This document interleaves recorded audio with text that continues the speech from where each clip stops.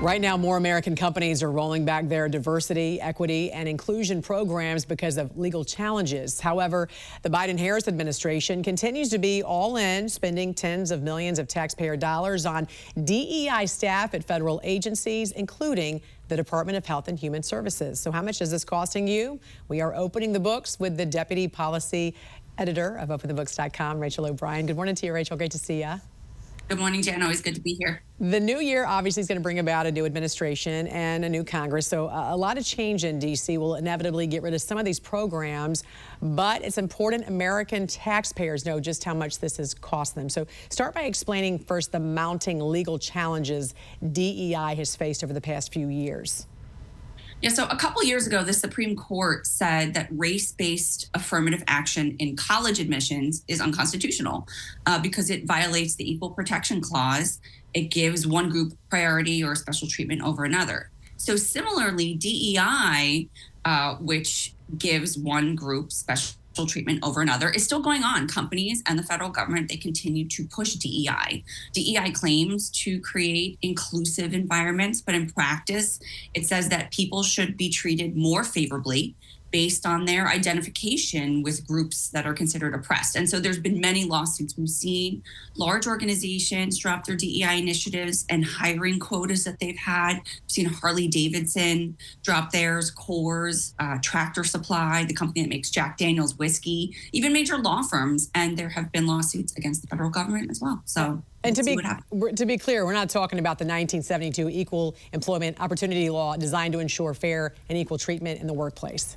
Exactly. This is totally different. This is not about equal opportunity. This is about placing priority with one group as having been historically oppressed. And that is true. There have been historically oppressed groups in our country, but that doesn't legitimize oppressing other groups of people based on race or gender. So that's completely different. Equal opportunity law is in place, and that's not what this is about. DEI was a big initiative with Democrats in the Biden-Harris administration. When President Biden entered office, he signed an executive order calling on every federal agency to make DEI a priority when recruiting and promoting staff. And the administration pumped millions into federal agencies with these programs. Let's just start with this agency right here. How about it? Health and Human Services. How much has HHS spent on DEI? Yeah, so we looked at this. This is about health and medical decisions, right? So there should be really no role of DEI in it. We saw that there are almost 300 people at HHS whose jobs focus on DEI specifically. That costs $39 million a year. There's actually another group of people there's 7 offices of minority health within HHS agencies. They get paid another $29 million a year, so $68 million a year. There are all of these subdivisions, diversity inclusion divisions throughout HHS.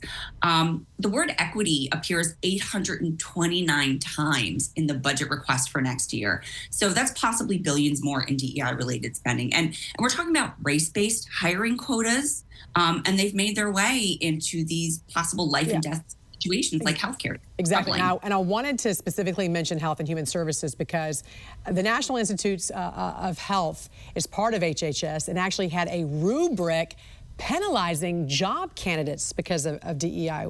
How did this work? So this is NIH. They have a grant program where they give funds to scientists, to the biomedical sciences at higher education and research institutions to hire scientists. So the money that's being used to hire those candidates are given low scores on this rubric. If they say that they want to treat everyone the same, a lower score, they have to have a commitment to diversity that is equally important to their academic ability. So they're really pushing this hard in this one specific grant from NIH. Yeah, and we know that Biden and Trump have taken opposite positions on this, and now that DEI has permeated the bureaucracy at HHS and other federal agencies, Trump likely will try to cut back on some of these programs, but there's still a lot of work to be done if that is the case. Deputy Public Policy Editor of OpenTheBooks.com, Rachel O'Brien, great to see you. Thanks for joining us here on this Friday. Thanks so much, Jan. Happy to be here.